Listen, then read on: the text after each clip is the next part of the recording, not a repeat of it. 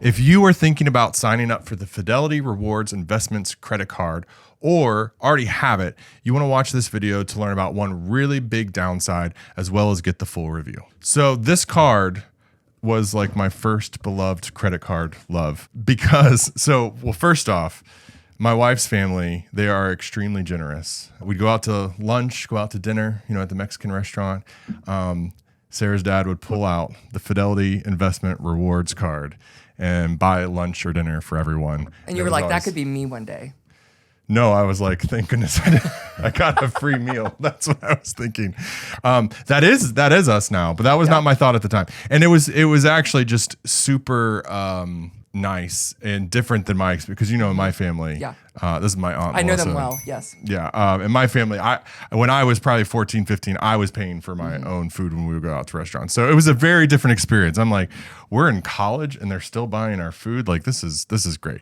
So, and then he told me about the card, and it gives you 2% cash back, which is great. And I hate credit cards that have these wonky point system, because it's like, what does a point mean? What does a mile mean? Like what does it actually get you? You don't really know. But I know what 2% on 100 is. It's $2. I get $2 back.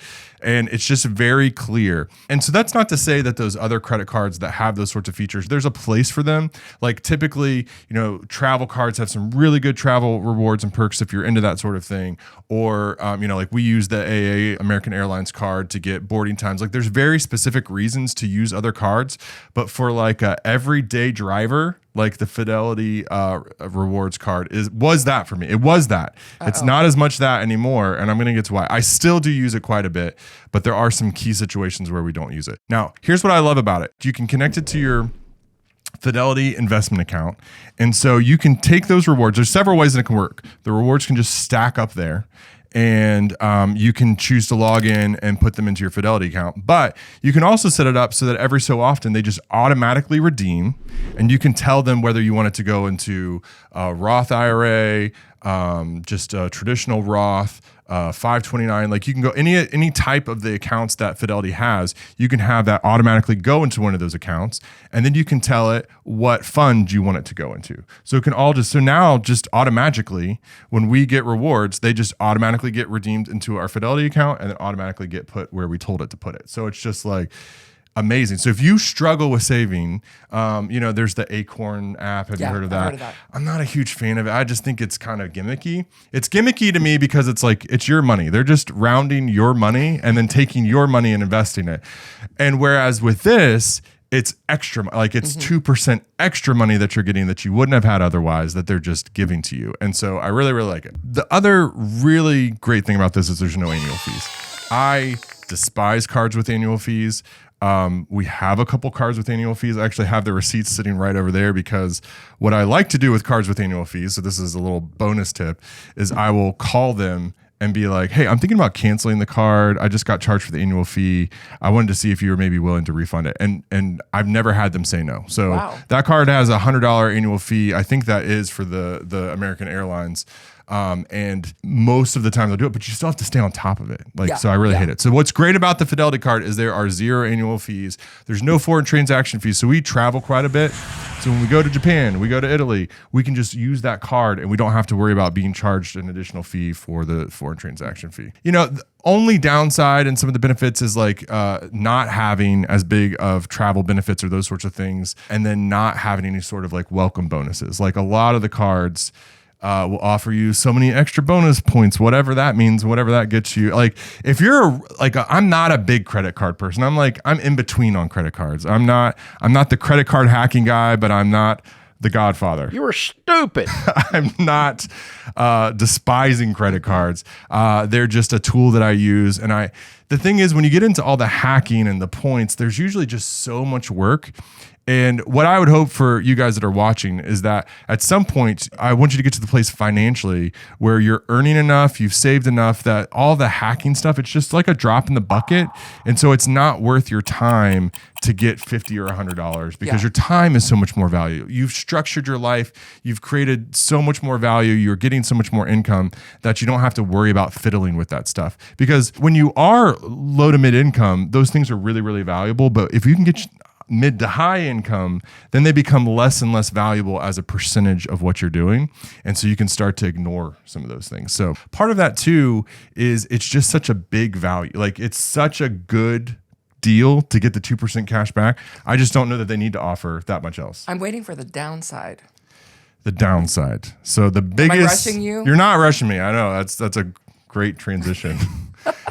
Maybe 2 years ago, I went to use a feature that I loved of the card. And let me give you a little history of the card. The card used to be Fidelity Rewards Investment American Express card. And then several years ago, I don't remember when, they switched to Fidelity Rewards, Fidelity Visa. It went from American Express to Visa. That's the main point. Is it went from a Visa card. It went from an American Express to Visa, and I don't exactly know when they got rid of the extended warranty, but I think it was in that transition of going from American Express to Visa. So I had bought something that something had broke, and the manufacturer's warranty was done. So I wanted to have the thing fixed for free or replaced for free. So I went to look into it, and then son of a gun, they had removed it. So here's how we use it. We use it for gas. We use it for medical stuff. But what we don't use it for is large purchases. So we typically aren't using it for travel. We have cards that we use specifically for travel. And we're not using it for appliances, large tech purchases, anything that could break. And then we would want to redeem that reward of the extended warranty. We're not going to be using it. What card do you use for your warranty? I have switched to an American Express Blue something or other card because, again, most American Expresses, let's see, it is American Express Cash Preferred. I don't know. That's all it says. It's this one. I did some research at the time, and it was one of the better ones. But the biggest thing and the biggest perk of it is that I don't do it for the cashback rewards. It has some stupid point system that I hate. Yeah. But I do get the extended warranty. So again, most American Expresses, I haven't found an American Express that does not have that feature. So who is this card best for?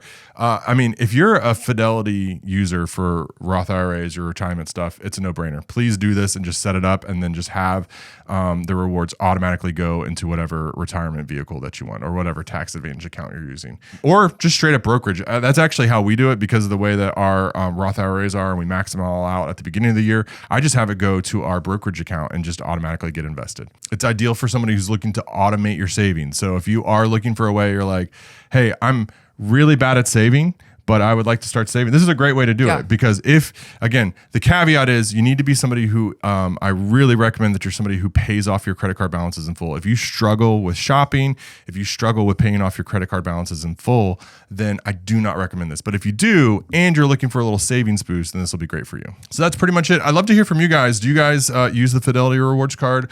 If not, do you have a favorite go-to daily driver credit card, and what is it? Tell me in the comments below. I'll see you next time.